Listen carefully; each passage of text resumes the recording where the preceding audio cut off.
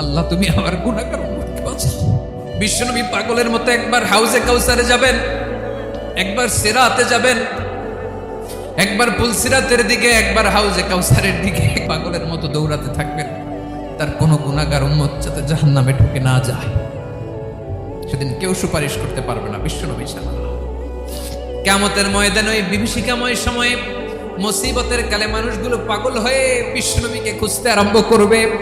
সবাই মিলে বিশ্বনবীর কাছে যেয়ে বলবে, ইয়া রাহমাতাল লিল আলামিন, ইয়া খাতামান নবীন, রাহমাতাল লিল আলামিন।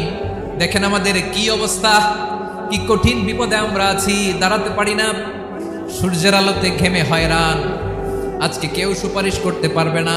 সব নবীরা অপারগতা স্বীকার করেছে, তারা বলেছে আপনি ছাড়া কেউ নাকি আল্লাহর সামনে দাঁড়াতে পারবেন না, আপনি একটু সুপারিশ করেন।